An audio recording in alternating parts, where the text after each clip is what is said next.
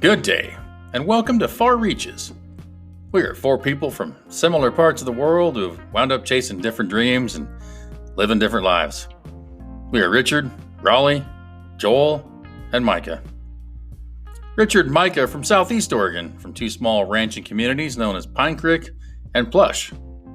Raleigh and Joel are from Northeast Oregon, from the Pendleton area. We met through college, mutual friends, and heard of stories of each other. Somehow wound up being at the same place at the same time. See, we live and work in different parts of the U.S. now and have all taken different paths to get to where we are. We all talk separately and live far apart. So we decided we should try and talk more together. We hope you come along and enjoy. The entertainment of the week not showing up.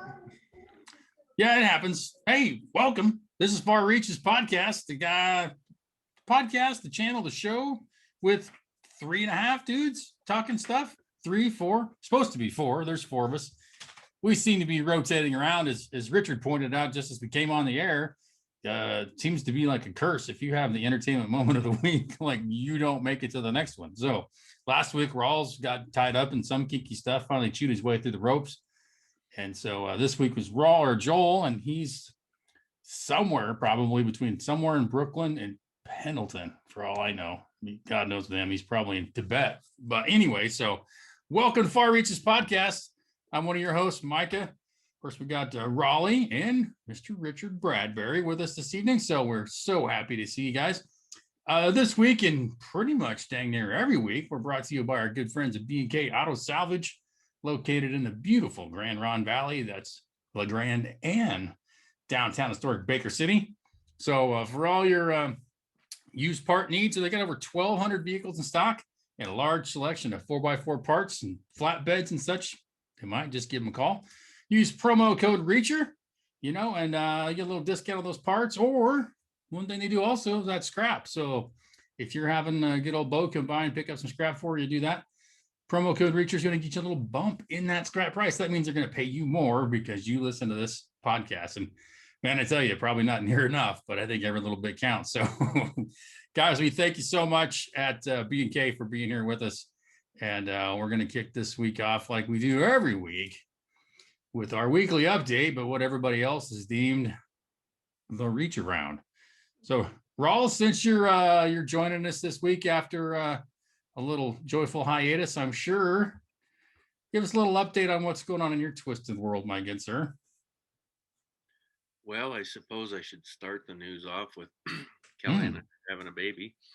Well, congratulations. Yeah. We've known for a little while, but kept it under the lid for a bit. Always good to keep so that. Get to a certain point.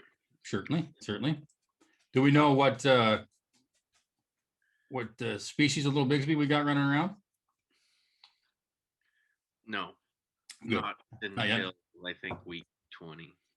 Okay. Y'all gonna find out? I'm just curious. I always ask weird questions. So. Oh yeah, we decided that would be a good thing. We have enough unexpected joys in our life. We can go ahead and have one that we know a little bit about. So I like that. That's good thinking. There's enough surprises already. Let's try to minimize those as much as we can. I don't know. Whatever it is, be fine with me as long as it's healthy and happy. So. Well, it's gonna have some good loving parents and a good place to grow up. So we're all pretty damn happy. Congratulations.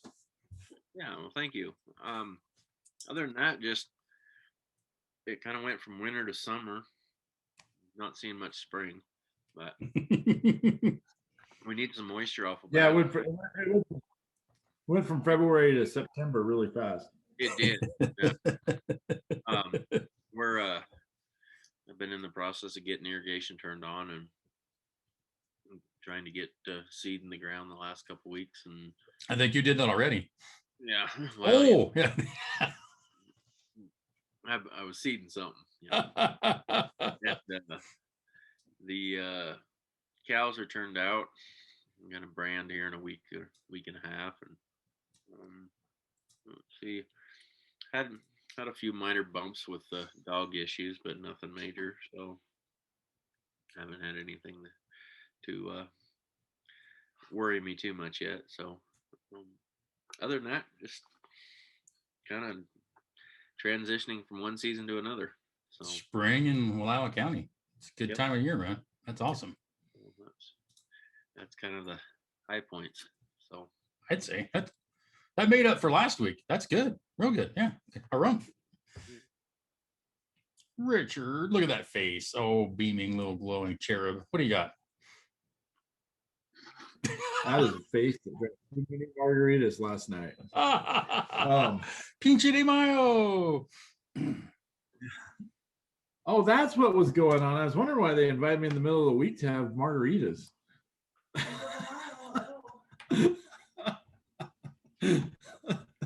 That, I was like, folks, whatever. is beautiful insight into the realm of the Bradbury. Oh, hell, that's what's going on. 5th May. Yeah. I was just down for midweek margaritas. What the hell? That's good enough. Look at Richard's having all these epiphanies. That explains the sombrero. That explains the donkey. Nothing explains the donkey. Never mind. Oh, now you got me thinking of Clerks 2. That's awesome. Nothing explains a donkey. Exactly. So yeah, I guess I went to a Cinco de Mayo party last night. That was awesome. Cinco de Marty. On the 5th, you die. We had exactly. My name is Muerte. Yeah. Yeah. Maybe you're talking to the 5th and it died. So I had 1 o'clock last night. I was drinking pub beer at a table in a kitchen, as you do in Lakeview, because the laundry room was full or something. I don't know. That's the primary epicenter in any good gathering. It's the kitchen. Yeah, or the laundry room. Oh yes, for sure. But my phone rang. Restricted number rang one time, and then it shut off. But my phone was on silent. About 3 minutes later, the cops call me. Apparently, Dogmageddon is going on at my house, and it requires the cops to come. And I'm like, can you come and let us in, sir? I'm like, no. They're like, well, you're not home? I'm like, no, I'm just down the block. And they go, well, can you head home? I'm like, yeah, sure. I said, gotta walk up there though. I'm like, okay. Might take me a while. Yeah. So about halfway, the guy drives by me as I'm walking up there. Nice guy. I'm not complaining about the cop at all. He was great. But the funny thing was, my phone was on silent. And the second time when they rang through, everything on my phone turned on and rang. So they turned that first call, I think, turned on my ringer on my phone, and then they were able to call me with, and the vibrator and the phone and the ringtone and everything came on. It was crazy. So anyways, get down here, about halfway down, they called me back and they're like, hey, we're knocking at the door. I'm like, I'm coming. And they're like, are you coming? Where are you at? I'm like, I'm just turned on H Street. And they said, well, the thing's on G Street, where it's where my parents live. And I said, are you at my parents' house? And he's like, well, is it 110 South G Street? I was like, yeah. I said, there's home. He said, nobody's coming to the door. So I get around the post office and headed down G Street. And all I hear is dogs barking and going insane. So it's not my dogs. It's my brother-in-law's dogs. And a little pup that he has is running back and forth around the kennel and disrupting the entire all the other dogs of the kennel. So it's crazy. And then so I take the cop into the backyard. We wake my brother-in-law up through the window. Shove the dog in with him. Anyways. So what was a late night turned into a longer night. But the cop was really cool, and we got everybody settled down. Came over, and somebody was trying to break into my pickup. So my wife had let my Doberman out. So yeah, he was all full hackles and tried to protect the property. So he thought that I was the intruder. So we had to clear that confusion up. So it was an exciting night last night. So at the same time, there's chaos and destruction at your parents' house with dogs. Somebody was also trying to break into your pickup, or was your pickup at your parents' place? No, Right, it was over confusion? my house. Yeah, so two Right. separate incidents, Yeah. basically. Okay, that's what I thought. Yeah. Wow. So the Doberman was on high alert, and if you've never been around a high alert Doberman, they're temperamental. See, they're on edge. So Yes, they're like a bag full of razor blades. Just Why is it every there's time nothing quite as typical. every time I Huh? think of Doberman picture, I think of Steve Wells. do you have Dobermans? That was pre-Micah. Yeah. Yeah, we used to. Yeah. I just think of a Doberman pincher, and Steve Wells comes to mind. Sorry about that. Yeah. Hi, Steve. Yeah. If I was ever on the fence about whether I'm going to have Dobermans the rest of my life, that is no longer an issue because I will probably never not have a Doberman until I die. It's a goat. Yeah. I agree. Good thinking. I'm the same thing with super douchebag. We'll probably always have some sort of pit bull mange thing. Yeah. Just because of the experience that people get when they knock on the door, ring the doorbell.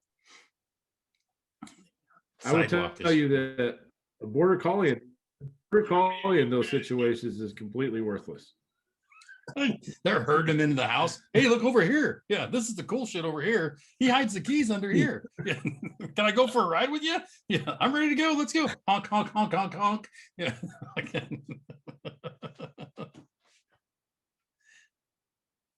I think, Richard, I think you put yourself on mute again. There you are. Maybe on purpose. I don't know. I don't think we can hear you yet, Bradburn. Maybe that's on purpose. I don't know. You're just talking away, Richard, and we don't know what you're saying, man. Yeah, you're on mute somehow. Damn it. There you go. The What was good that line? I'm sure it was probably the best shit you said all year. Yeah. He's like, yeah, the border collie at the door, like, you like to work cows at 2 a.m? I do too. Let's go. Let's go. I'll make some shitty pancakes and then we're out the door, buddy. Yeah.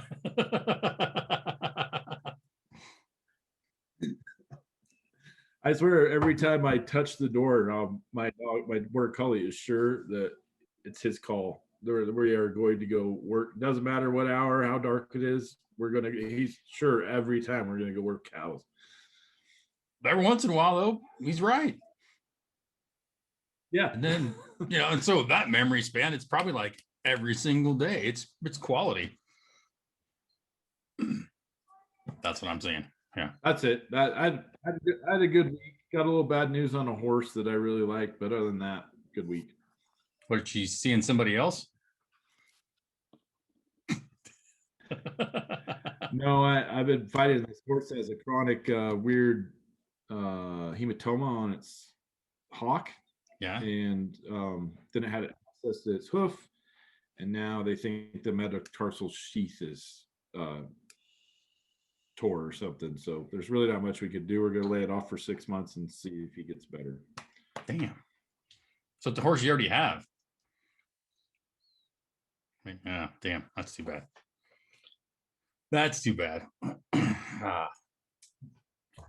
Let's see. Oh, yeah. So for my reach around, and this week, it pretty much is. Not entirely, but so many have been following along in the saga of to buy or to lease or to keep or to old. So, I got a used 4Runner a few months ago. And at the same time, I still had my 2018 Tundra, but it finally went back on lease. And that whole time, like 3.5 months, like the Tundra's in the garage because, I don't want anything stupid to happen to it. And the 4Runner sits in the driveway and there's pollen and there's storms and shit everywhere.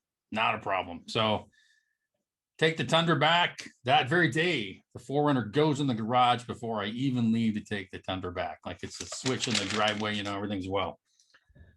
Literally a week later, I get a coolant leak somewhere in the 4Runner. And I'm like, son of a bocce, where'd this come from? Because I'd parked somewhere for like an hour on the phone. And when I pulled away, like a huge puddle, not like the little drip you get from the air conditioner running when you're somewhere for like an hour. I'm like, oh, craptacular. So I do some snooping. I really can't find where it's coming from. It's somewhere up underneath, of course, naturally under the skid plates or whatever. So take it to a shop where the guy before me had it. He'd taken it there, got a new radiator. So I'm like, well, I'll take it back to the same place because they did a good job. and they recognize it. And so maybe it's something they recommended to get fixed and they didn't or whatever. So they have it for like 2 days and they're like, yeah, we finally got to it. And it's somewhere in the back, probably between the engine and the transmission. So this is a little too Western for us. We got this. There's another place, another shop that just does Toyotas. We'd probably recommend you go there. And I'm like, oh, Falcon. Like, that's not what you want to hear. Like some mysterious coolant leak between the engine and the transmission. So I talked to the guy and talked him into going and picking up my rig from that shop. And they have it like a day and a half. He finally, and so he calls me late last night. He's like, yeah, it's way in the back. It's freeze plug. We're going to probably have to drop the transmission or maybe take out the motor. And I'm like, so instantly I'm like, Falcon, that's like what I paid for this son of a bitch. Like, seriously, you know? So it's like, I'll call you back tomorrow with more details. Just want to touch base. So he calls me today. He's like, yeah, can you guess how many freeze plugs are on that model of Toyota? And I'm like, I don't know, 8. He's like 13. I was like, what the crap? So he's like, yeah, it's the freeze plug in the back on the bottom that's gone to crap. A couple of the ones look bad. So I recommend we just pull the motor and we're going to replace all the freeze plugs. And then since we got it out, we're going to do the rear main. And I'm like, okay. And he's like, and the valve covers are leaking just a little bit. So since we got it out, it's going to take like 5 minutes. We'll put those on too. And I'm just like, shashing, shashing, you know. So finally he goes, all right, so estimate, all said, done, taxes, everything, $1,800. And I'm like, shit, that's not near as bad as I thought it'd be. I'm like, I didn't tell him that. I'm like, well, yeah, get her done, man. So still less than 3 months of payments for that to basically pimp my ride. So it was pretty entertaining. He's like, you might even have it back tomorrow. And I'm like, really? And he goes, oh, fuck, why did I say that? There's no way in hell it's coming back tomorrow. You'll have it Monday. So that was the roller coaster of emotion. It'd be good for another 100. Easy. He's like, dude, yeah. For another 160,000 miles. Yeah, he goes, if I didn't think it was worth it, I'd tell you, but that's a nice ride. That thing's going to be running forever, dude. And I'm like, well, thanks. That's what I hope to hear. So yeah, I was totally expecting like $3 or $4 grand for all that stuff. But so maybe it's just their preparation. But when $1,800 sounds good, I mean, I put new pumps in a Cummins, so $1,800 is pretty nice. Yeah. But anyways, I just had to giggle because I just took my other pickup back.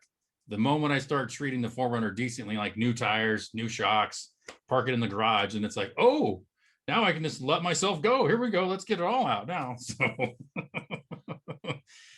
one of those things. So it made me laugh, but that's pretty much it. A lot of work around the hacienda. Got a bunch of stuff in to stain all my fences and my decks to get it all protected. Because now, you know, price of lumber, it's like the value of my house instantly doubles because it's wood. So ridiculous. Is it like, I'm sure it's like that up there too, like lumber, you can even find it, is insanely expensive. Not cheap. Yeah.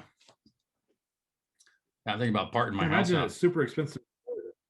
Yes, it's crazy, absolutely crazy. So I have a huge fence along one whole side of my place that they put in fairly new before I got here. So yeah, I'm gonna stain it and seal it so it at least lasts through the year before I have to put a new one. That should last a long time actually. But yeah, weekend projects, man. Power washers and sanding and stains. You know, classic suburban. Really livelihood. That mow the lawn, you know, all the fun stuff. So can't wait. I have to tell you about our lawn battle here in suburbia Lakeview. So yeah, I've come to the conclusion that if you let the lawn grow way high and head out, the seeds go, and then we've been doing this for 2 years. And like our lawn is super thick, but we can only do it in the backyard because the neighbor next door, she's probably in her late 70s or 80s. She cannot stand that we're letting the lawn get up. So she gets out and mows our front lawn. So I have this beautiful thick backyard lawn that we're letting grow up and head out. The front yard is manicured. So Yeah, And you're sitting there. It's funny, and I don't think I could.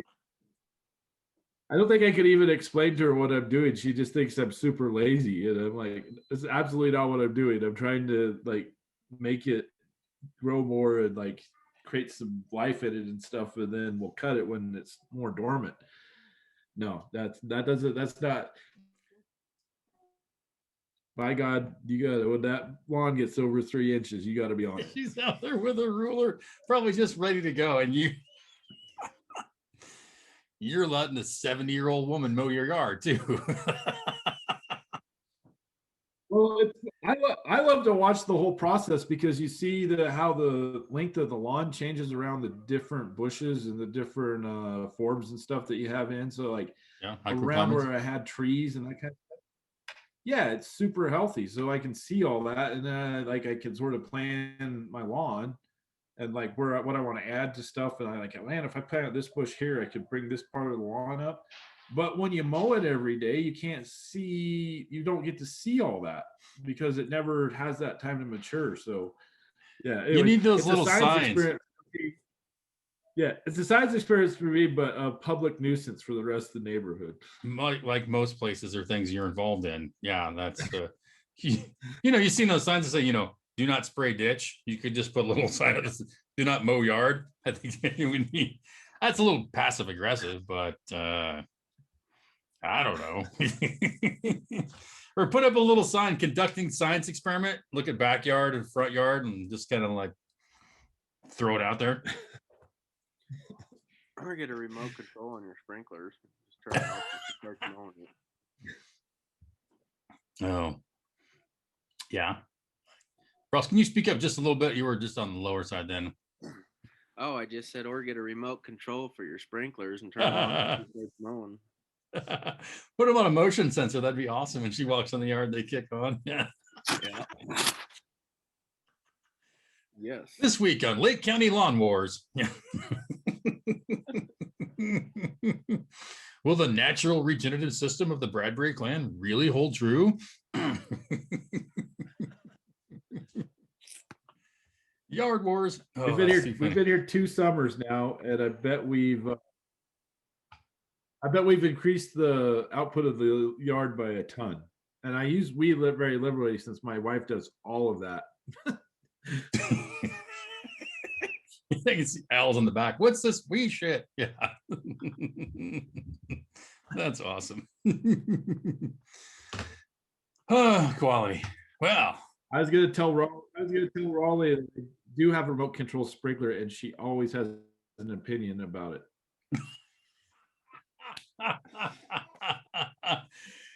Is that to come with a dishwasher combo pack? Is that what you're saying, Richard? I'm just gonna stop digging. I was waiting for a glass or a fork or something. Russian point. I'm getting the Russian point. I'm gonna die in my sleep tonight. It was nice knowing you guys. Yeah. Any last words? You might as well just go for broke now. I'm surprised she's gonna wait that long. I was waiting for some kind of neck dart or something to come into the screen.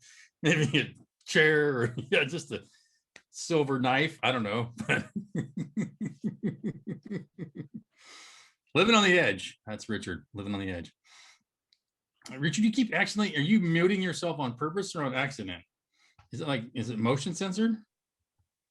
Well, if you guys are all right, the 3-year-old in the background. Okay, I just making sure you're on mute again. Since oftentimes that's when you have these really poignant thoughts and then we miss them. So I know you hear them, but we don't get that benefit. So anyways, well, with the 3 of you, this has been a great reach around, I got to tell you. So thank you for all your contributions and making it one of the more special ones as of late.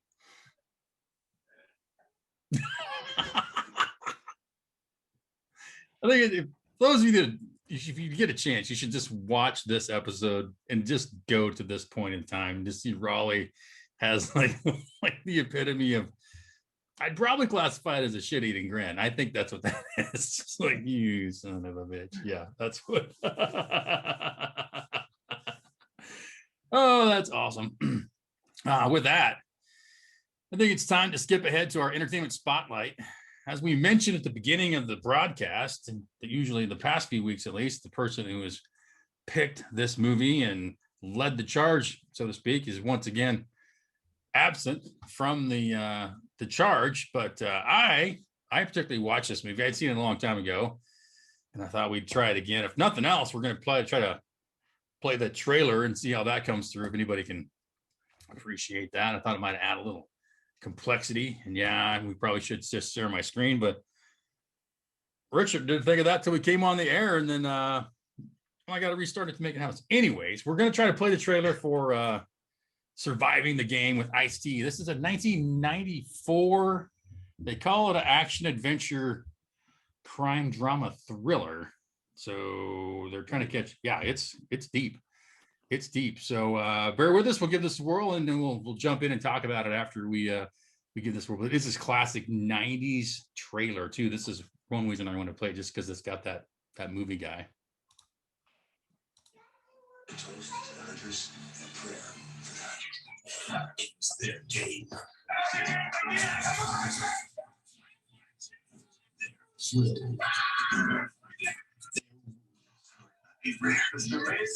Now he's going to show them how to play it. I think the game. We're not hearing anything. Oh, really? The whole time it's just me making a weird face? No. Damn, Yeah. it was like, But it's very blasting. entertaining. Yeah. I don't know if it's good for radio. Probably not great radio. Yeah, you should have said something along the way besides me just like rocking. I was as loud as bejesus on this end, but anyways. Yeah, You were I having can't a lot help of it fun. because I it's didn't got want like to Gary Busey at one point is like, like running towards the camera with a knife. Like that, how do you not enjoy that part? So, and then classic, just power actors galore, if you will. So either one of you maniacs had a chance to watch it? No. Richard? No, maybe? Yep, I watched it. Hmm. I did some research on it. Oh, well, I have this new I'm an absolute fan of YouTube and even all their censoring and everything, because my new favorite thing to do is to watch a movie and then watch 14 hours in commentary and breakdown analysis of it on YouTube. on YouTube. It is. I did that recently for Dazed and Confused and found some like the most incredible interviews from the director and the like whole shitaroo. Like I was like, best features ever. Yeah. So lead the way, man. I've learned some interesting things. Learned that it's based on a 1924 short story called The Most Dangerous Game. Ooh. So, and it was made into a movie back in the 1900s. So, anyways, so it's been made into a movie, as far as I can tell, like 3 to 4 times. Mhm. And it's basically the same premise of like Hunger Games and everything. But the year before Surviving the Game came out, Hard Target came out. Yes. Both the same book with Van Damme. Yeah. So Probably my preference other is thing the I Van learned- Damme. Yeah. And one's directed by John Woo. The Hard Target's directed by John Woo. It's his first U.S. debut, which is one of my favorite directors. I did not know that. It was produced. Yeah, it was produced by Sam Raimi, the guy that did Spider-Man. Yeah. So That explains Army why of it's my Darkness, favorite, which is of really the two. Yeah. And then but the guy that directed Surviving the Games did Tales of the Crypt movie. Oh, okay. Yeah. Interesting. And then I was gonna say, I mean, it's just like I remember it. It seemed to be like a theme then, because there's a great movie with Tom Berenger and Sidney Poitier when they were they were protecting Christie Alley in the woods. Oh, yeah. They were being hunted. And it came out about the same time. And like Poitier, that was one of my favorite. He was in Sneakers. He's been in all these movies, but that movie, and it's Hard to Kill, maybe, or Hard. I don't remember what that. That's a Seagal movie, I think. Oh yeah. Anyways, this Berenger and Poirier movie is sort of never talked about, but it's a really good movie, and like even Christie Alley does a good job in it. I'm checking out. Basically the same premise, and all these movies came out 3 years and like one after the other. So, and then the other thing, Busey is amazing in surviving the game. I mean, like it's a real ensemble of a cast, but Busey is like on point. Oh, But I learned something. I was listening to the Joe Rogan show a couple weeks ago. I guess he's been flatlined and dead, sometimes over 15 minutes on several different occasions. Oh my God. So, yeah, he's sort of a wreck of a human being now because of all he got. Like almost got he was dead for 7 minutes after a motorcycle. Yeah, wreck. hellacious motorcycle It wreck. I was the think guy I that- kicked a lot of that off. Anyways, yeah, they said that he had befriended Gary Busey and he finally had to stop hanging out with him because he just moved into his house. This guy. And he's like, he's hanging around my daughters. He's a pretty nice guy, but he does some crazy stuff. He goes, yeah, he came by my house one time butt ass naked in his car or wearing his robe, butt ass naked, and they proceeded to chase somebody through the Malibu hills. And he's like, I really love Gary Busey, but it's just too dangerous to hang out with him. And I didn't know what was going to happen around my kids. But so I like. Well, they had a Merwin too, is what you're saying. Yeah. Anyway, so I was like, I'd like to see Gary Busey like at the pinnacle or sort of at the peak of his acting career because he was pretty intense and pretty brilliant, I thought. Dude, I think Point Break. Yeah. So I mean, even now you see him in films now, and he has flashes of brilliance. But First Lethal Weapon, Mr. Joshua and Lethal Weapon. That was spot on too. Sorry, Ross. That would have been. I was going to bring everybody up to speed because if they missed the last episode when Joel picked this, it was about all stemmed off of hunting, and he's like, "Well, fuck, we should just hunt people too." And so he suggested this movie, and it's Ice-T and Rutger Hauer and Charles Dutton and John C. Reilly and all these guys, and they're basically pick up a homeless guy in the city, and he thinks he's gonna be a hunting guide, and they take him to the cabin in Idaho. It's like Hell's Canyon Outfitters or something like that's the name of their thing from Seattle, and they give him a head start in the woods, and they like, you have until we finish our leisurely breakfast, and then we're going to hunt you. So Ice-T takes off running through the woods, and they're all on their motorcycles and four-wheelers and Desert Eagle 50 cal handguns, and they take off after him. So it doesn't go as they planned. It's pretty cool. But there was a whole genre of this shit, like in the 90s and late 80s, early 90s. Like there was several of these movies where they pick up the supposed down and out stranger or bomb that nobody's going to miss. And turns out they underestimate their skills, and too bad, so sad, bye-bye. So, but I thought it was cool in Idaho too. I didn't realize that. I'd forgotten that till I clicked it on, and they're coming out of Seattle and down to the Hell's Canyon. So it's some cool scenery. I think the cabin they land at is actually in Washington, if I remember the online stuff. But it was that's entertaining. So what's some more of your factoids, Richard? We got way off in the brush there, as you might expect. Those were mostly it. That was just the story that's been around for a long time. Mm-hmm. And it's been made, I think a version of it or direct copy of it has been made into a movie multiple times. I mean, it's a common, like you said, there was a whole string of them in the 90s and 80s. So, yeah. Which makes you think like it's got to be, it's somewhere in the world this shit happens, I'm guessing. If there's what dawned on me before the podcast is it was the exact opposite of the point that Joel was probably trying to make. Well, maybe I guess in this case the prey actually attacked the hunter. Maybe that's what he wanted, but I think he wanted to be hunting the people who would hunt. So yeah, it would backfire if you keep everybody's role the same. No es bueno. Yeah. Good point. Sorry, Joel. Yeah, did I see? Yeah, because who's the other guy? Is it John McGinley? That's what I'm thinking of. Yeah, John C. McGinley. The guy from Scrubs, and basically plays the same guy in every movie and gets away with it. But yeah, he was a little high strung in this one for me. He was a little over the top. But they said that one of the commentaries I listened to said that, and I really got a kick out of this, is they basically hired those actors to play the same character they played in every other movie, and it just worked really well. All of them, basically. Yeah, nailed it. So, hey, if you can get paid for being yourself all the time, then why the hell not?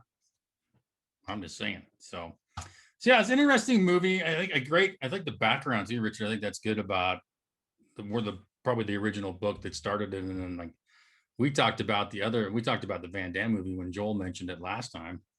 And then I had forgotten the Poitier and Tom Berenger movie with Kirstie Alley too. I'll have to check that out because Sidney Poitier has always been one of my favorite actors from like Heat of the Night and Guess Who's Coming to Dinner and Sneakers. Like that's a great movie with a great cast. So yeah, well done.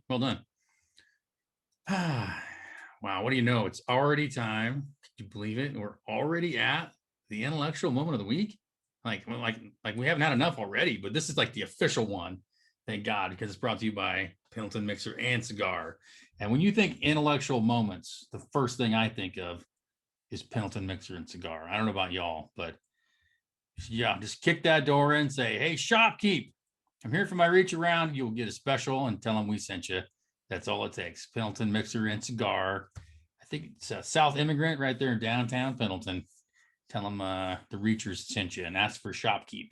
And he'll steer you right, kids. He'll steer you right. So, I got several quotes I've been collecting over the weeks. I think I like this one, though, because it's really, it's always applicable, hopefully. So I'm going to go this one. The quote of the week it says, intellect is not wisdom. That's by Thomas Sowell, and his book's called Intellectuals in Society. But intellect is not wisdom. What's that mean to you?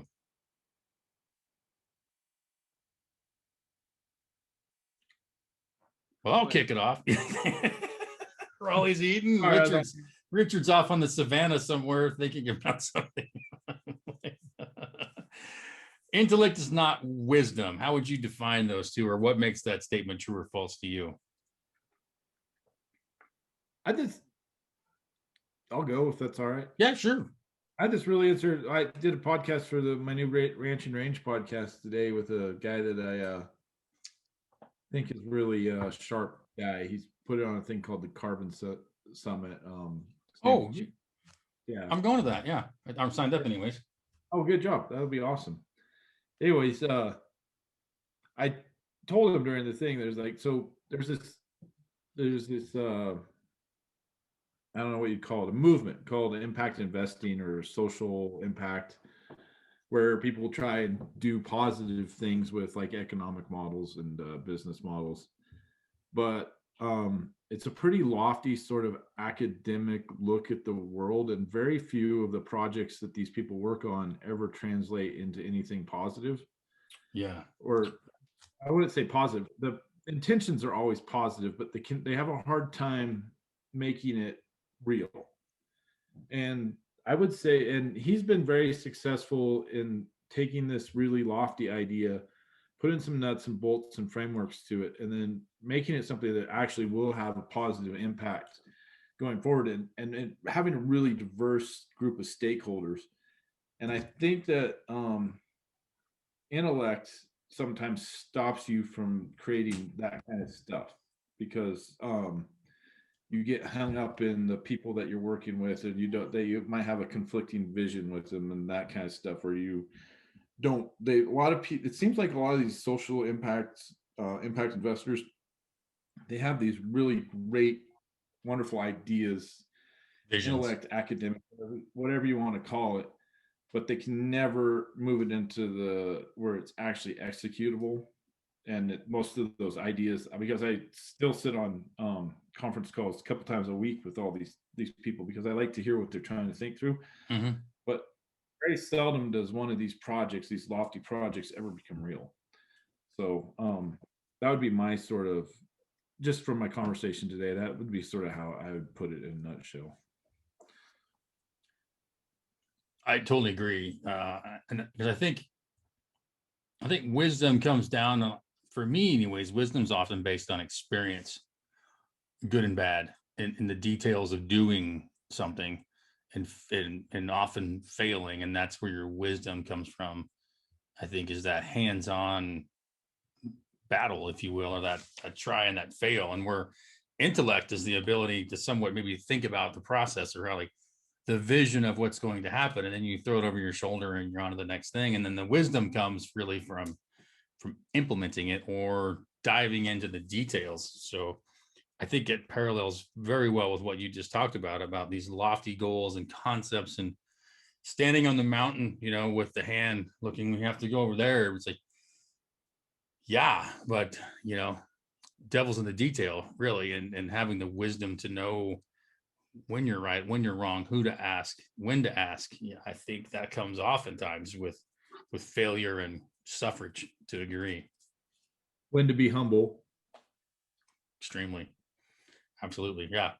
Absolutely right. If you know, if you're leading a project and it's all about you and how well you're doing it versus everybody else around you and the progress you're making, then you're not going to get very far. You know, that's where your intellect might outweigh everything else. I think. Yeah, we've, you know, projects, boards, director, all the different things I've been drugged through. That usually is one of the biggest convergences of conflict is when intellect and wisdom collide, because they're not often with the same person. What do you think, Rawls? You menace? Wisdom is knowledge achieved through experience of either yourself or others before you. Mm-hmm. I agree. Intellect has a couple different avenues, I think. Can you speak up just a little bit, Rawls? Sorry. Intellect has a couple different avenues, I believe. One gained through our educational process, which I'm not going to knock it, but you can read all you want and think you know everything there is to know about something until you experience, and then you learn what it is to know it. Mm-hmm. And you learned what it is to know it. That's a hell of a statement. I like that. That's my take on the difference. If you have the ability to be both, you can achieve a lot of things. However, it's rare that you find both in the same person. Absolutely. Especially, this might be overstated, but at all times also. Sometimes it's going to be maybe flashes, but you're right. I think it's truly rare when both of those are there, because it's part of it's with self-awareness, I think, as well. And just the fact that we're humans. Yeah. I think if I could differentiate between the two different types of personalities, 9 times out of 10, when I've been around people that were really wise, they spent most of their time listening. However, when you're around intellect, they do most of their time talking. That fucking just nails it all right there, I think, Rawls. That's really good points. Because it almost seems like the intellectuals or intellect is more interested in telling you all that they know or that they think they know. Yeah. Well, I mean, yeah. That's why most college professors are professors, because they know a lot, but they can't hack it in the real world. Mm-hmm. At least that's my opinion. Yeah. Certainly. And some of them are pretty good. I mean, 100%. No, I'm not gonna generalize that, but you know, you run into that a lot in the higher academia. You definitely know it when you see it. Well stated. You definitely know it when you see it. Yes. We've had professors, I think, from each class. Yeah, I'm sure of that. I know several examples of each. And it's obvious that the ones I got along with were certainly on the more of the wisdom side than the. Well, the ones that are generally the intellects, they don't have much appreciation for the wisdom. In Very those true. circumstances, I found they want you to believe they know everything, but they don't. I think with the wisdom too comes the willingness or the ability to say, like, or let people think that I don't care if you think I'm the smartest person in the room or not. I don't really care. That's not the, I think have that. My point being, I think with the wisdom comes the self-confidence to be humble as well. And oftentimes, so there's some strong parallels, I think, between those two. By the way, Bill Quisenberry their cashews this week. Oh, yeah, you'll know that cashews. He'll Yes. want to know that. You'll want to know. That's usually the comments we get. What's Raleigh eating this week? Yes. I made something up last week. It was like chicken lips and oyster dicks or something. Oh, Pacifico. Yeah, That's one of my favorite. it's pretty good. Yeah. It's not a bad beer. No, Especially if you dunk a lime in there. That's worth the extra effort for me to put a lime in that. yeah, about once a week I have a couple of them. They're pretty good. It's pretty bueno. Yeah. I say usually for my podcast, it's the dirty G&T with the uppity tonic mix. Is that a And finger seltzer up water. or- I usually ouch. Yeah. Balance. Because if that olive moves around too quick, you got to be able to Dodge it. gyro it in place there. Yeah. So yeah. Seltzer water, uppity tonic, couple olives, harumph, my good sir. Yeah. I don't know why we got on that track, but yeah. I have to do some more talking and less listening because I have to share with you something along this line. Speaking of intellect and wisdom, I got to talk. Yeah. But I want to share. I'm sharing. That's Anyways, different. I read Good. I read Malcolm Gladwell's new Mm. book, The Bomber Mafia. It is I say this about every one of his books, but it's absolutely amazing and it hits right on this topic. What's the title again, Richard? Sorry to interrupt you. The Bomber Mafia.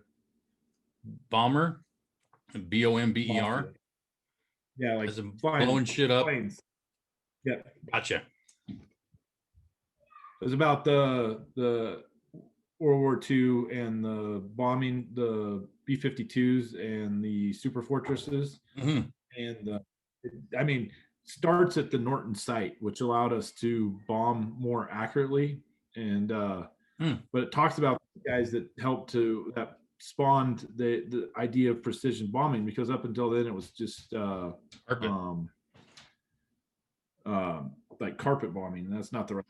Yeah, but all through World War II, they couldn't perfect it, even with the Norton sight. If everything wasn't perfect, they couldn't hit the targets that they wanted to hit. So they, in Japan, they ended up going back and using napalm and just destroying. Like, they think they killed over 600,000 people before the two atomic bombs were dropped. But what the conclusion of the book is that intellectually they knew that precision bombing, there'd be a time when it would come and it would be a very surgical type of warfare tool. And look where we're at now. F-15 can put a bomb virtually into like do here if I wanted to, and like the chicken's ass guide itself. Even though we couldn't reach that intellectual moment during World War II, and we had to go back to the wisdom and just the sort of the push through and make it happen to get it over with. We did get there eventually, but the people that were the intellects during World War II that came up with the idea of precision bombing went out of World War II looking like it was impossible. But fast forward to 2021, now they look like they were pretty smart. Yeah. So when did that Gladwell book come out?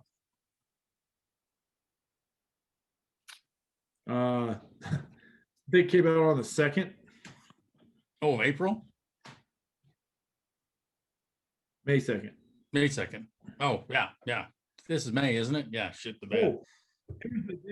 Here's the thing is Gladwell's doing this new thing with audiobooks where he so it's a book that he wrote, but all the interviews from the people that, like, any interviews that they could find from historical are in the audiobook.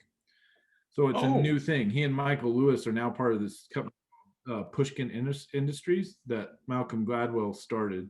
And Michael Lewis, the guy that wrote Feinstein Moneyball, is also part of the company. So they're going to start producing these. They'll still have print books, but the initial run of them will be these audiobooks with this immersive audio experience. And the Bomber Mafia was the first attempt by Gladwell. Oh, cool. It's amazing. That's that book I suggested by David Goggins about Can't Hurt Me. The audio version was very similar to that, where they'd have the book and then they'd go into 15 to 30 minute backgrounds and side stories and all of that about that last chapter. I think that's a really cool deal. It's like it's almost like, you know, when we go research a movie on YouTube as well, like all the other, it seems like we're more interested in the background stuff or all the other things that led to it than sometimes the story. I think it's really cool though. I think it's fascinating how these things evolve. Like podcasts, take podcast for example. Nobody predicted that podcast. Nobody predicted that we would we would reimagine radio in a way. And there's this underlying feeling that most people are now going to podcasts for their news, and so there's just this void of vacuum of people not watching traditional news outlets, and they think that because they don't really have any way to see. I mean, they have a basic way to follow people around the podcast, but they have the general consensus is everybody has turned to podcasts to get the bulk of their news. So why wouldn't you? And who would have thought you could reimagine a book in that way? I think that this type of storytelling is sort of a cross between a podcast and a book, and it's like 3D to me if you think about it. Yeah, it's a documentary and it's all mangled together. But nobody there was no Nostradamus that said, "Oh yeah, Malcolm Gladwell's going to reinvent storytelling." Surprise! If I'd had to put $50 on anybody, it probably would have been him. But yeah, that's awesome. And I think, to go back on your point about where people get their information from, it's one of the things I look forward to almost every day now is just spending some time with Scott Adams as he just sips coffee and talks about news items that he finds. And it's like, and you know, he doesn't always have the answer, I think, which is good. He's just like, hey, that seems suspicious, or that doesn't add up to me, or what about this? And so I love his. I'm sure there's a lot of things I don't agree with him on, and that's okay. You don't have to know that. It's just how he brings what I would deem the news to light. So I really enjoy it. Scott Adams, for me, because I listen to him pretty religiously on a daily basis, I find him to be really annoying sometimes. But what I've found is it's really it's a good practice for just listening and handling tough things without like jumping to a conclusion and remembering, okay, I'm not, because sometimes he surprises me with some of the angles he takes on stuff, and sometimes they piss me off, and sometimes I'm like, I never saw that before. 100% agree. I completely agree. Sometimes I'm like, that's bullshit. Like, why would you think that, Scott? You were so spot on with something else. And I'm like, again, we're all guilty of losing track of the fact too that it's okay to disagree or have different opinion on something. And then you absolutely nailed it, Richard. Like, it's good to be able to listen to that and digest it and think about like, well, I respect this person as a human and what they are. So if they've got a slightly different idea, that's okay. I'm going to listen to it. Just like we all do. Even, you know, all of us, Joel, everybody, like we all have different thoughts on everything. Not everything, but there's places we certainly diverge or have different levels of intensity or thought on it. That's the point, is like, I might not agree, but I think we can at least respect everybody enough to be like, yeah, that's interesting. If you say so, you know, which is my new favorite. So yeah, I like listening to Scott. And I don't always agree, but I like how I like the way he processes his thoughts and he talks about it out loud. And so, you know, oftentimes how he got there. You might not agree with his conclusion or the assumptions he makes along the way, but you kind of at least know that part. So there's another free plug. I think this is probably the 39th episode in a row we've mentioned Rogan or Scott, sometimes both, but you know, we got that going for us. Jocko. Yeah. Yeah. Right on my desk, Discipline Equals Freedom, signed copy by Jocko Willink. Yeah. That was, I remember one day when the Candace Owens show debuted on Daily Wire or whatever she's on, her first guest was Jocko. I was all stoked and I texted buddy. I'm like, oh my God, Jocko was the first guest on Candace Owens. He's like, that's cool. Who's that? I was like, Son of a bitch. Let me go back to the beginning. I'm like, that's like, hey, it's Christmas morning. That's neat, but what's this Christmas thing you keep talking of there, good sir? Yeah. So it's just like, I forget everybody doesn't admire Jocko like I do. So anyways, that was an outstanding intellectual moment of the week. That wandered on for more than a moment, maybe. The mixer, we might charge you double for this week's sponsorship. I think you got your money's worth there, you little bastards. So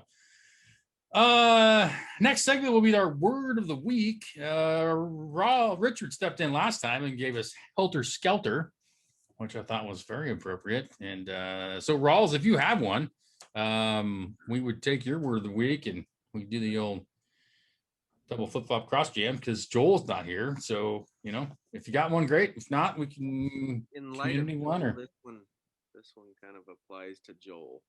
can you speak it a little bit? Yeah, this one kind of applies to Joel. It's Ooh, Tergiversate. Tergiversate. Woo! Tergiversate. Can you spell that for me? Tergiversate.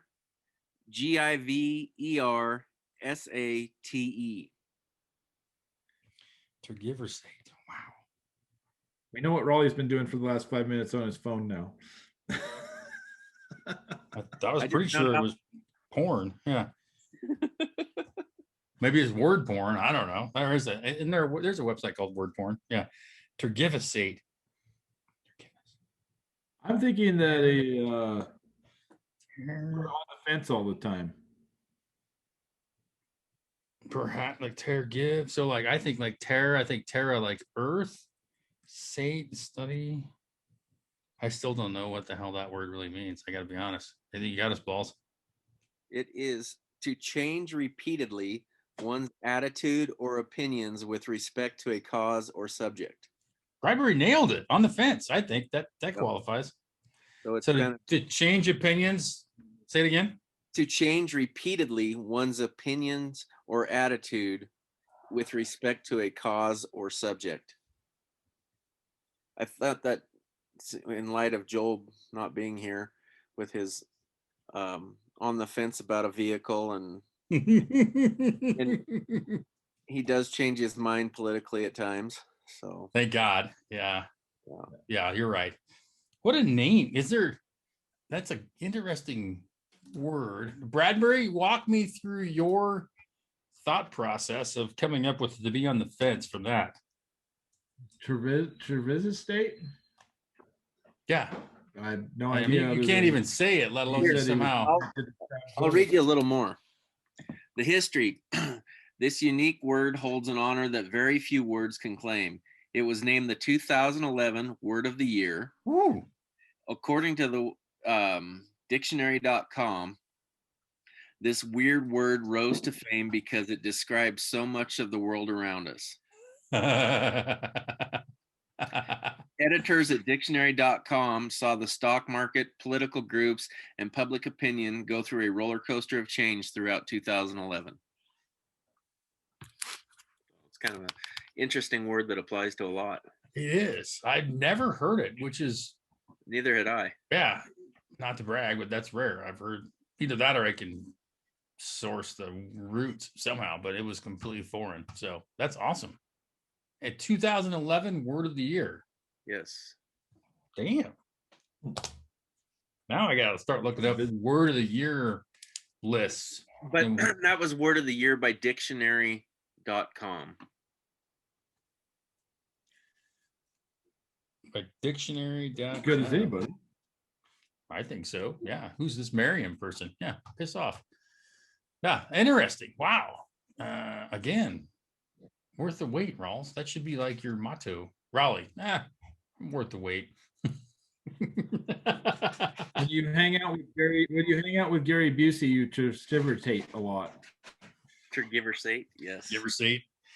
Yes, I would say that is so correct. Mr. Joshua can go apeshit at times. Yes. That's awesome. Yeah. Way cool. Tergiversate, just like it sounds. Tergiversate. It's a verb, by the way. Son of a bitch. That changes everything. Yes. With that parentheses verb.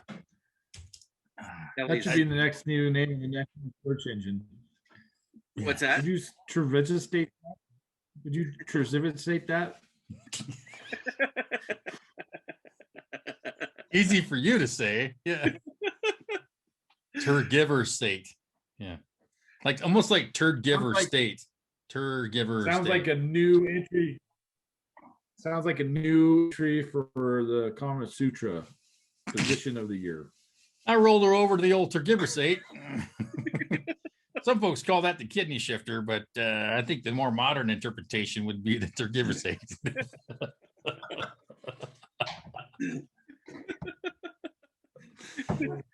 Good evening, my dear. Would you perhaps be down for a little bit of a Tergiversate? Yes, perhaps.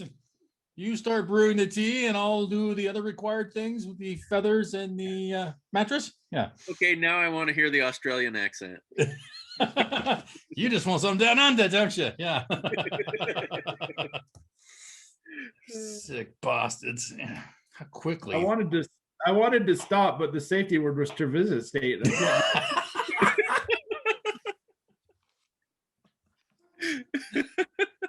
Oh, that's one of my favorite memes. It's so wrong too. It's about, the safety word was there, but she kept saying there. So it's like instead of THERE, it's THERI. It's freaking hilarious because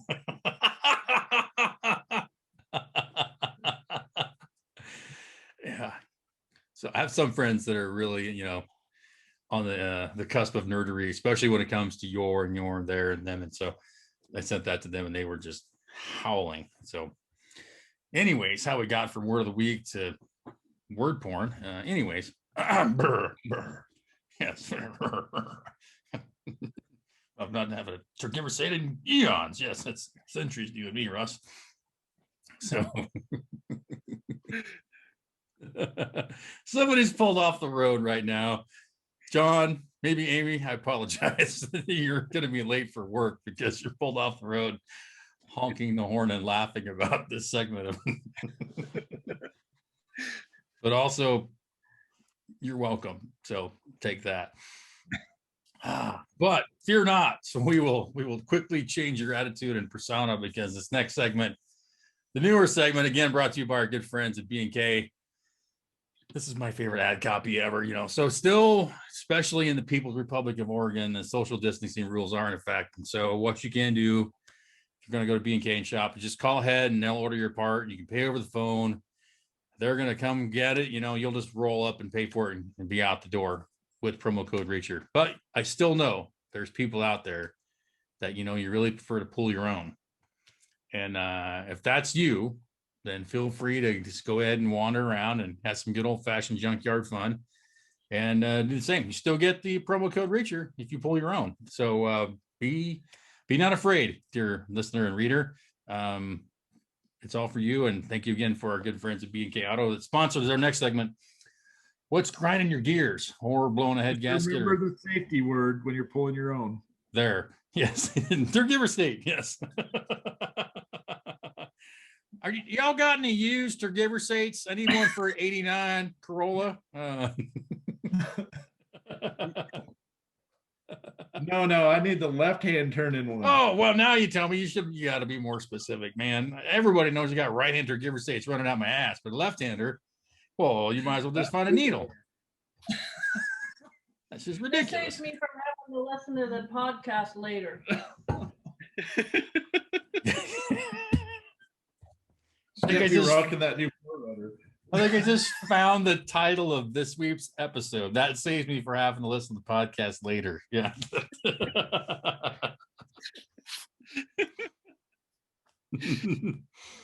Last week's was FedEx Fist Fight, which honestly was probably my favorite title to date. So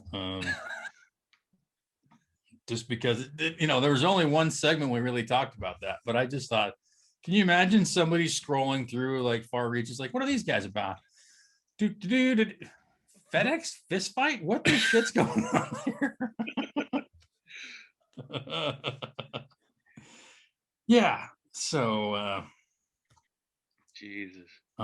anyways. You're your B&K promo there just brings a bad image of stovepipe out in the junkyard pulling his own, expecting a reach around. You know, Well, if anybody's going to be in a junkyard pulling their own, it's Swinefleuh. Probably have he'll have a cut a seatbelt or something and have it around his neck by then, I'm sure. Just probably forgetting his own safety word. That menace, you know. Fleu, I don't know what you did to get in this podcast, but congratulations, man. Yeah. and by the way, I understand congratulations for to be yeah, extend. I think it's Facebook official. Yeah. So congratulations to William and Chelsea on expecting number 2. I believe it's a little girl too. So that'll round them out just nice. That's exactly what Swinefleuh needs, is a little girl along with Wit. This little, I think Wit's a year, 10 or 11 months, something like that. So yeah, I do remember asking Bill if he knew how this was happening, so we could make sure he could get this all adjusted. But anyways, congrats to those 2 crazy kids as well. He'll have 2 new truck drivers in a short amount of time. That'll be good for business. So congratulations there. But yeah. So we're grinding our gears now. Oh, that's right. Yeah. So I hate to bring us down, but I think we have to trudge through it. And so that it's grinding my gears. And I heard it a few times throughout the week, and then it was on the TV just before we launched live. And it's so ridiculous. And I thought we might even get an entire week without this bullshit, but it's about the mayor of Washington, D.C. and her, I guess you could just call it a ban or forbiddance of dancing at weddings. Like, she just said you can't dance at weddings, which blows my mind because, like, again, it goes back to this. Are you sure you're not watching Footloose?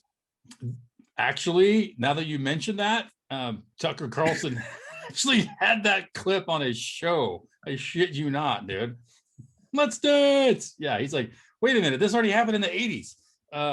So exactly. Like, there was somebody who's trying to plan their wedding and like, we just want to, like, what if we could compromise and we could do this and we do that? I mean, I'm like, all of y'all need to put up the middle finger as high and as extended for as long as you can. And like, if you have the gall to say what I can and cannot do at any public gathering, but especially my wedding, and how are you going to enforce this? Is there wedding police rolling around? Like, I cannot tell you to pound sand quick enough and to find the direction of fuck and go off that direction right now. Like, seriously, it's just like mayors, governors are turning into like these little miniature dictators, and you're like, you gotta be kidding me. Like, who would even remotely stand for that? So I didn't mean to drag us down from all of our fun, but it's just grinding the shit out of me about seeing this in different places. And I'm just like, huh? Like, so yeah, that's all I'm saying. It makes no sense, you know. So even if it's probably an outdoor wedding, you probably still couldn't dance in some states we have right now. So yeah, my thought being, it's a private event, eat a dick. What do they figure goes on after the wedding? Precisely what somebody brought up also, like, if I'm not mistaken, a little ways after that, there's going to be a consummation of said marriage, and they might leave their mask on to kiss, but I still think there's other probably bodily contact that would negate any of those safety factors. So well said, Mr. Raleigh. Yes, like, like, and again, who in the absolute hell do you even remotely think you are to tell me what I can and cannot do, or free people can? Like, if you don't want to come to my wedding, I don't give a shit. Congratulations. Stay home. Be safe. If you want to come to my wedding, enjoy. If you want to come to the wedding and then leave because you don't want to bound people who are dancing or having food, by all means. But what happened to choice? That's my ultimate point. It's been my point since pretty much day one. Like, it's about choice, you know, like, you're not forcing anybody to go there. If you want to watch it on an iPad, congratulations. But like, seriously, like, and people are talking like, well, it's been forbidden, like, just by the whim of a person, like, thou shalt not dance at a wedding. And it's like, well, again, who the hell do you think you are? Like, seriously, it doesn't even compute in my brain. It's so foreign. Sorry. Nope. What's grinding your gears, Richard? Oh, I got put in LinkedIn jail again. So Really? yeah, I had a particular bad night a couple nights ago, and was reading through, and they were celebrating Biden and the continual push to do the vaccine passport, and I wrote a trolley comment to the extent of it's great to put all these lists and these passports together all Hitler style, and yeah, my account's shut down now. It's sort of Isn't it? alive, but not very much alive. And then I got So- a big pissing match with the sage grouse people that were a hunter group that was talking about all the mining and the ranching and all the stuff. And I said, if I recall correctly, the sage grouse are on the threatened species list, but yet you assholes are still hunting them. So do you not have anything to do with the decline of the sage grouse numbers? And I had a BLM guy tell me specifically that we needed to hunt them so that we could count them. And I thought, only in the government world would that be logical. And I understand that they can gauge a lot of stuff about bird populations by the stuff that the hunters get in. 100% for that.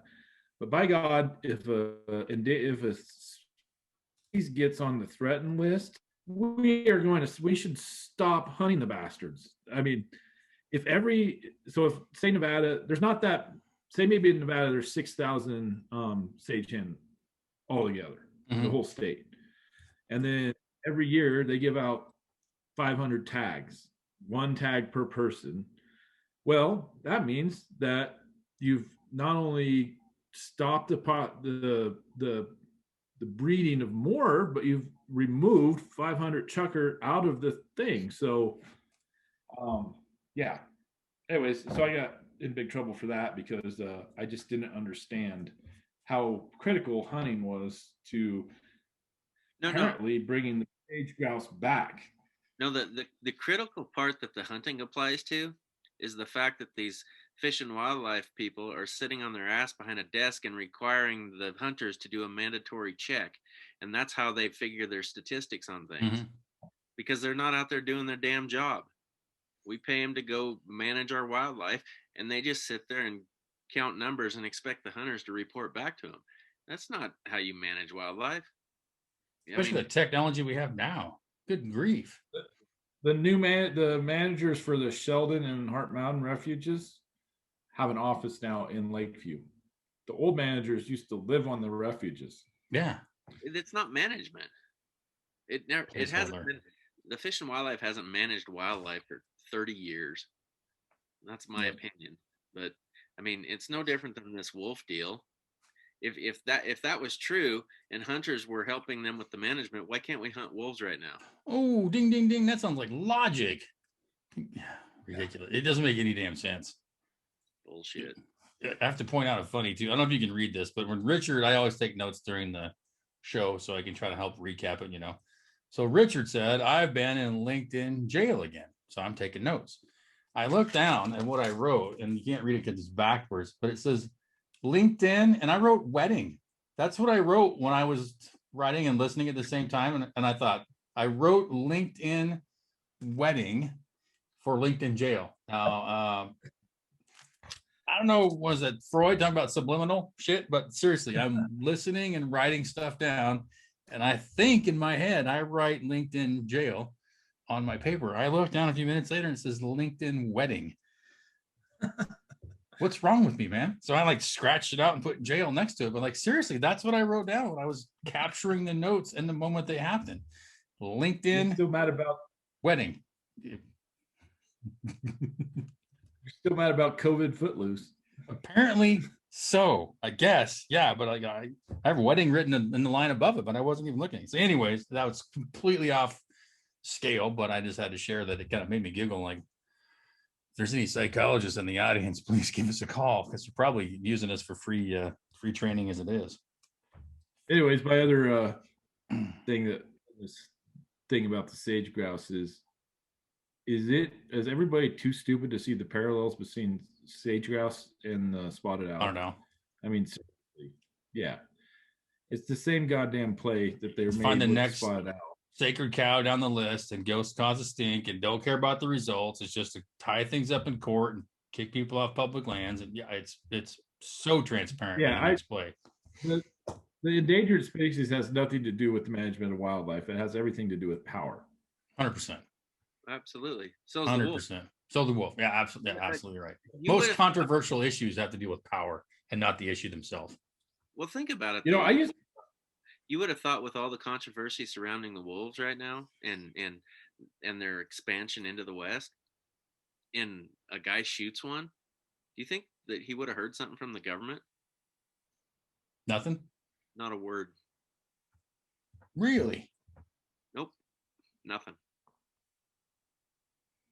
Interesting. That makes you think a little, doesn't it? It's just an agenda. 100%, man. It has nothing to do with the damn wolf.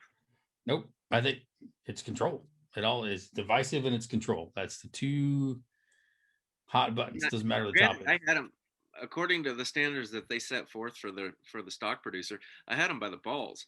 I mean, there was no way around. I was completely Sure. legit and legal. However, you would have thought there would have been some sort of a scuttlebutt, and there would have been a whole. But the problem is I did have them by the balls, so they're not going to say anything. Nothing else. What about just a general curiosity of the area and the people involved in the whole? Like, I'd be like, just want to come see what the thing was all about. Like, wouldn't you? Not a damn thing. I mean, even from a selfish point of view, I'm trying to get the hell out of my office in Salem. I'm just going to get the Prius and drive over for shits and giggles because I can. Anyways, that's why I don't work there, I suppose. Yeah. It's an environmental driven agenda that the environmental movement is not about the environment. It's about removal of people. It's red herring, right? That's the thing you call like when it's about something else, really. It's all it is. Just like climate change. I used to think it was all about money, but now I'm pretty convinced it's just about power. Power. But what does power equate to? Usually money. Money. Mm-hmm. Yeah. Well, yeah. Ultimately, it's the control and the power. And but if you have both of those, you have money then. Basically, so yeah, you're controlling something everybody else has, and you're usually positioned so that control benefits you. But seriously, to a large degree. The part, I don't know what rank that agriculture has in the private industry sector, but what kind of power does the government have over the people when they control all their food sources? And not to mention the monetary factor, Mm-hmm. Food for thought. Ooh, nice one there. I've had some interesting conversations with pretty big organizations around regenerative agriculture, and they say, well, we're thinking about partnering with this group. And I'm like, why would you do that? You're a behemoth. You guys have been blazing this agricultural trail for years, and now all of a sudden you want to defer to some upstart third-party organization that's going to verify you. I'm like, why would you give all your power away to a person that takes no risk and makes no investment? Mm-hmm. You are like, I wish I could name the two companies that I talked to, but they did decide that their situation on its own, that they were they had enough synergy and enough mass that they didn't need to, after they looked at it and they said, you're right. We don't have to give our power to somebody else to make us legitimate. We were legitimate to start with. And really that parasitical relationship those third parties are trying to put on them is actually to give them power and take it away from the bigger one. And when you recognize that and you see those people coming and you're like, I have no reason. I have no need for you. Why would you think I give you my money so that you can take the power that I have? I just don't have. I wish agriculture. The interesting thing about capital, cash, land, all our wealth is derived from land. That makes people in agriculture some of the wealthiest people, not cash wise, and that's why I think so many people are trying to interject themselves into agriculture, because for all these years, they have not been aware of the tremendous amount of wealth and power that is encroached in agriculture. And now they're waking up to it.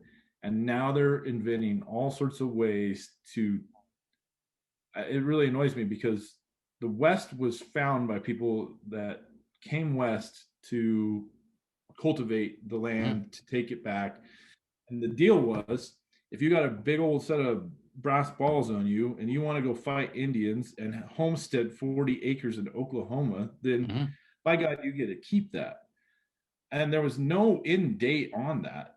It was not like, well, you did it, you die, then we're going to take that back from you. So what really annoys me about this new agriculture, and I think we're going to transition through it, but what really annoys is people that make no investment and never took any risk are trying to push those people out that have been doing it for generations. And they think that they're trying to sell it like they can do it better. And they very well could, but they're trying to do it without the risk and the investment. And when we allow that to happen in our society, we're going to choke agriculture out. And that's how societies collapse. What people have recognized is the tremendous value that's in agriculture, and they're coming to take it. The crux of that whole thing is that the land values far exceed their value as an agricultural land use. Certainly can. It's kind of daunting to me to think about potentially purchasing a ranch at the values that they're selling for right now, just because you'll never recoup your investment. It'll probably ebb and flow, but I think, But we're at a point right now where there's a lot of people that are doing exactly what Richard is talking about right there, and seeing the value in ag land and agriculture, and they're investing in it. But the problem is they don't understand the threshold point or the break even cost of that land from an agricultural standpoint, and the values they're giving far exceed that. And so we're kind of at a funny place right now. I think when this current idiocy, first couple months we went into this, and there was, I think for the first time in many people's lives, there was shortage of food in the store and everywhere else they were at. I think it woke some people up to a degree of like, holy crap, like this stuff just isn't made in the back of the Safeway. Like it comes from somewhere. Like there's a system that makes this. And I know a lot of people have been trending towards investing in ag prior to, but I'm convinced there's another whole segment that we're like, oh shit, here's where we need to be.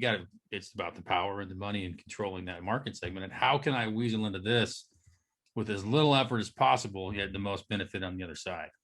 I'm not sure what the trajectory is on population growth right now, but at what point are we unsustainable? Is it going down?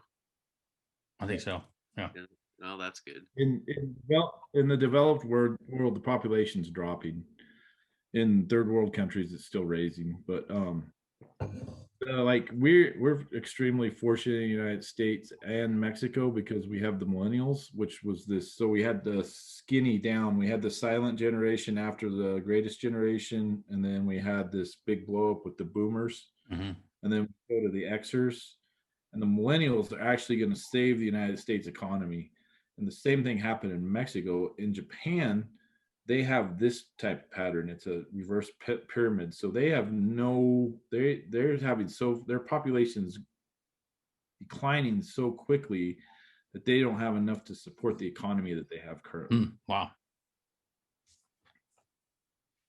Interesting. If you ever want to read a great book, Peter Zeon, The Accidental Superpower. Oh, I heard about that. I've not read it yet. And his last book was called I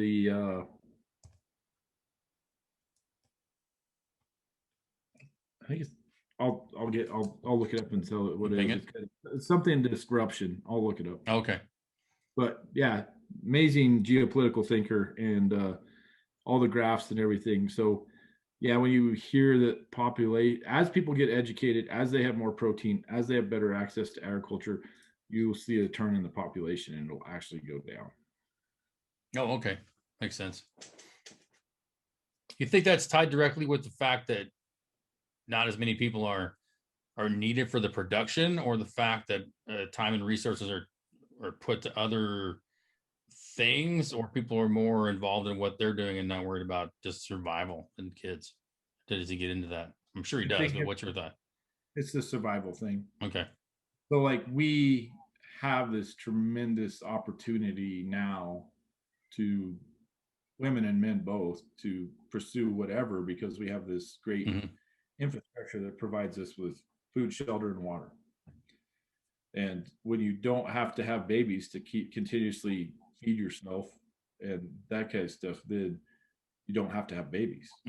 That's it then becomes a choice. So, and the other interesting thing, well, I won't even say that. That might be rich too far, but yeah. Anyways, when I start reading, he's written 3 books. He's working on his 4th. When I start reading him, and a couple other, there's a tremendous amount of thinking that runs counterdictive to the narrative that we hear now, and I hope so. It's backed up by a lot of data and a lot of logic, and so, and he's one of the more interesting thinkers in that realm. Cool. Awesome. Well, we'll skip to we have some Reacher mail again this week. Some of them I'm just gonna have to kind of describe. People sent memes and shit, for Reacher mail. But one person called and said, "Hey, if Joel wants to move to John Day and wear Birkenstocks and drive a Subaru, he could fit right in there." And so I think I just had to laugh. Joel and Subaru hell. And then somebody sent one.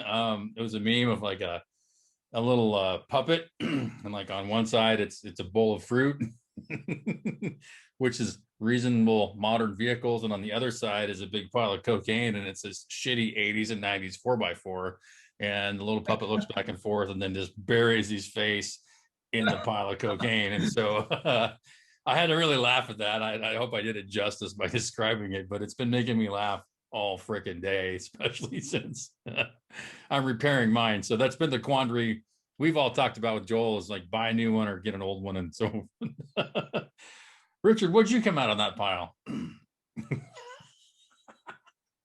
Wait, that leads great, because the next segment is buying stuff. If you want to talk about that, we can. If you don't have anything, then we won't. But I just realized if we want to talk about buying stuff, we could mention something or not. That's up to you.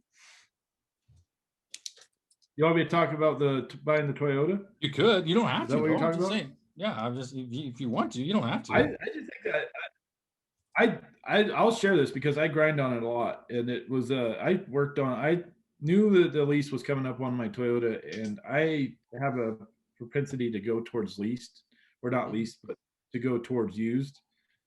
Ever since I read a book about Warren Buffett, drove the same car around forever. I think he first new car sometime in the early 2000s, but he'd always buy used cars. I can't stand Warren Buffett now, but that always stuck with me. But so I really had to do the numbers on the thing. So what happened is when we turned in our lease, we were under our miles. So we got $250 a mile or something. Plus we had the value of the 4Runner had actually increased with. So what we ended up with in the end was about $5,000 in equity in the lease vehicle that we had that we could put towards another vehicle. For me to buy back the Toyota that we'd leased, it was going to be $35,000, and it was about 40,000 miles. So 80,000 miles, it's going to run out of its warranty. So I had a nice 2014 pickup I was going to buy in Lakeview. It's used. It was a pretty good deal, 38,000. So I was pretty sure that was the path I was going to go. And then I realized all the pickup prices, most all vehicle prices are highly inflated right now because of the lack of computer chips. So I walked over to the other 4Runners in the line, and then the other one was it was $42,000. So I just moved that money over. So basically in the end, I have a full warranty on a vehicle. I drove the last one. I got all my money back out of it, plus some. And really in the last 3 years, I only lost $3,000 Mhm. and I ended up with a new vehicle. And I think that the logic was right, because if I buy a used car right now, because of how high they're inflated, I'm never going to see the value back out of that. But in 3 or 4 years, when I turn this 4Runner back in, I'll have the value. So you guys, did you buy the new 4Runner or is it another lease? I bought it. Okay. Yeah. My entire intention with the lease is, thanks to one of my buddies, he told me how to beat the lease. And you turn it in with less miles, Mhm. and it actually, the equity that you have in it is like, instead of owning it, then you put it back in. And then when I did the math, there was only $7,000 difference in the one that I had 40,000 miles and the one that had no miles on it and full warranty. Mhm. And I extended the warranty to 100,000 miles, powertrain and all electronics, for 100,000 miles on a 4Runner for an extra $4 a month. So, I mean, Yeah. Other than the payment, which is what we were paying, pretty close to what we were paying, On the lease. I could not pencil buying a used vehicle, because I think you'd never get the value out of it that you'd have to pay for it right now. Mhm. The way Unless you everything's, bought, yeah, the way things are sky high right now. Yeah. unless you bought, this is my wife's car, so I'm not going to buy one that's $3,000 old beater pickup. Mhm. So, anyways, so I still sort of hold to the idea that in most market conditions, buying used is probably the smart thing. But I, as much as I thought about it, this seemed like the best scenario in the long term to get recoup the most value on Mhm. So that's my buying stuff thought. I might be wrong, but No, I went through the same exact process when I thought about mine. I just come down to not wanting the payment at all and being willing to have a $3,000 rig that might break down every once in a while. But yeah, I was 3,500 miles underneath my limit for my mileage, and again, I think my pickup had gone up in value from when I first got it. So yeah, I walked away from money. I know that when I traded it back in, that stung. But again, it was about not having a payment and not necessarily that. And I was able to find a really good rig, I think, for a really solid price too. So in my experience, having been hit by a drunk driver in a Toyota, I'm very comfortable with my 3-year-old in a Toyota. 100%. Yeah. That was the main reason I bought that to begin with, was the Toyota, the Tundra, because of that exact story, and seeing several F-150s on trailers that really looked like a beer can I smashed against my head in college. Seriously. Yeah. Don't buy. Speaking of that, have you seen the new NASCAR designs? Yes. 3 modular units that break apart. And like if it gets in a wreck, they rip apart and leave the chassis with the protected driver. And they move the driver closer into the middle and rebuilt the cage around him. I would say if anybody has time to go to a YouTube channel called Donut, just a couple days ago, they posted their breakdown of the new NASCAR car of tomorrow, or whatever they're calling it this time. NexGen, something like that. Yeah. Effing amazing engineering feat. And that sort of like, it's just amazing. I think that modular design, I mean, like, I think that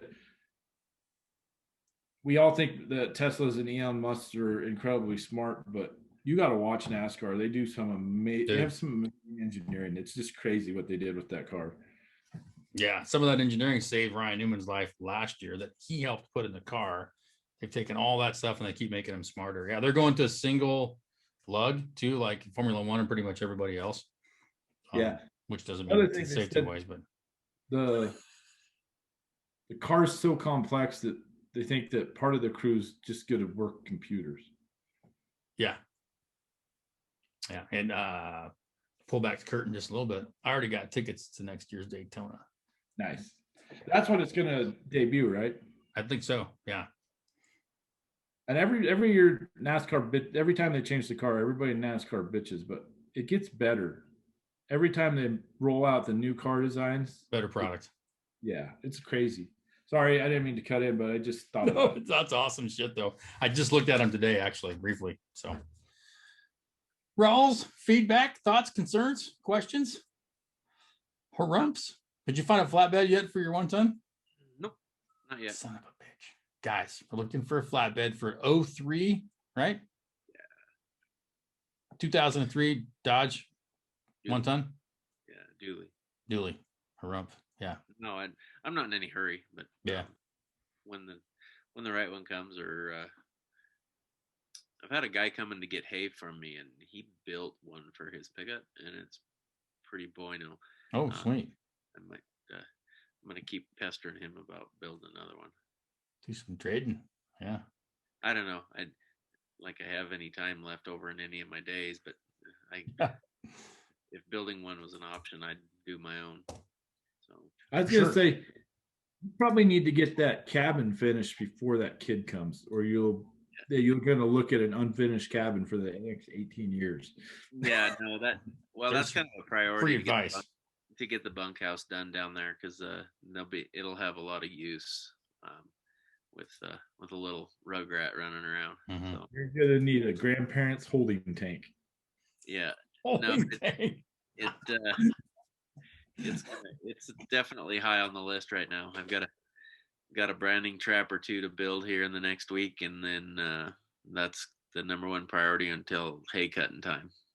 So Awesome. Yep.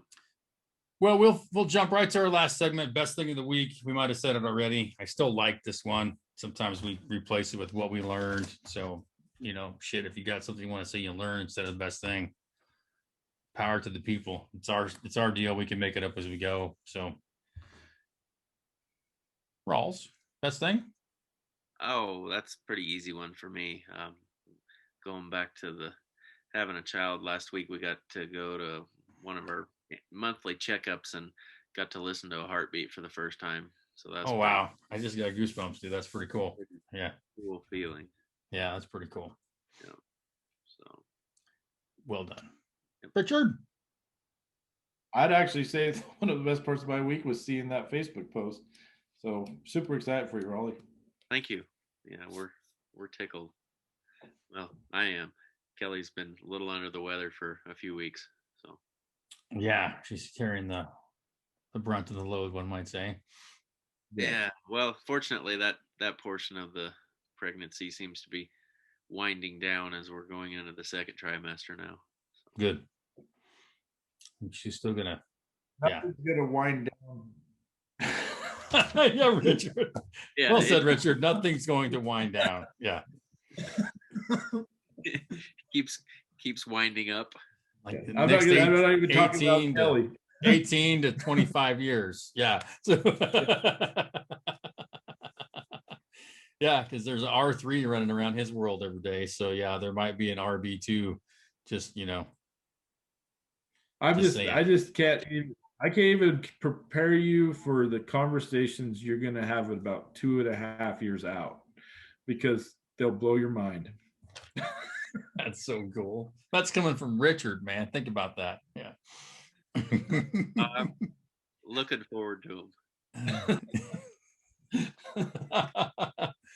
Oh yeah. And my best thing is this, and getting to hear about everything that's going on, and y'all and Swinefleuh and seeing R3 and all that, and just being the world's luckiest Uncle Micah. Yeah, but it's these weekly times there too. But all that to see coming through, pretty damn cool. So thank you for all that. I might be missing a podcast somewhere in the middle of November. So the elk season.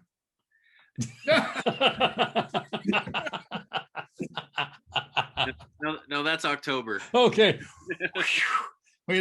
Raleigh had that little circle chart out, with the calving date on it when he was like, I got a headache tonight, honey. Never mind. Yeah. All right. Do a handstand. We're doing this. Yes.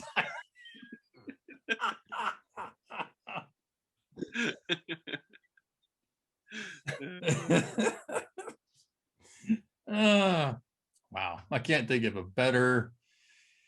Oh, I didn't say what our next entertainment spotlight was going to be. I apologize. We almost forgot that. So I spun all around in circles. We got all ahead of ourselves, but I was going to do a book because I'm going to do a Far Reaches extra on the book later on, but I couldn't help myself. I have to keep with Raleigh's theme. And so my entertainment spotlight is going to be the, what year is that? 1993 Mike Myers Classic.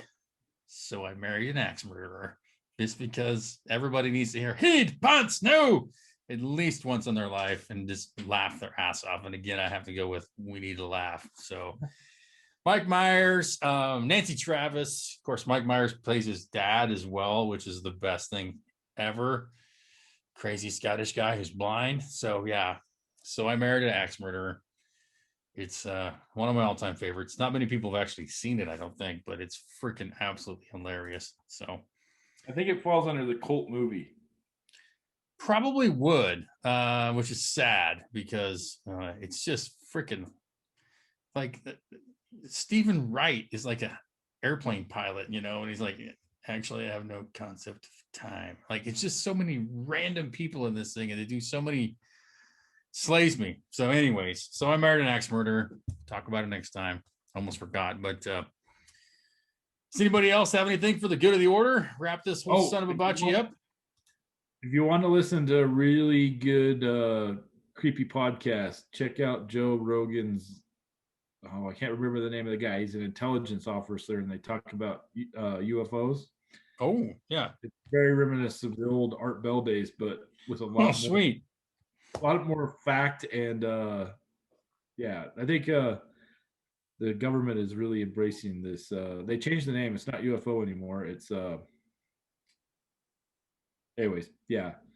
So this is our new the government, Space Force, and everything, and the uptick in UFO activity around military zones is quite perplexing and really good listen. Luckily, we keep giving them no reason to stop here. Yeah, bad neighborhood. Yeah. Keep going. So we got that going for us. Sorry, you can't come to the planet unless you have a mask. Yes, we need to see your. We don't care about your international passport, but have you been vaccinated? That's what we care about most. So, yeah. And on that intergalactic fucky, we're gonna wrap this episode up with Far Reaches. Thank you again for everybody that listens and shares. As you know by now, we're pretty much available everywhere. If you're not listening to us, that's your choice, and I feel bad for you. So, share it with a friend. Like it, comment, send us Reacher mail. We love that. And I was looking for your topics and your conversation, but can't thank you enough for all your support. So until next time, kids, just keep on reaching.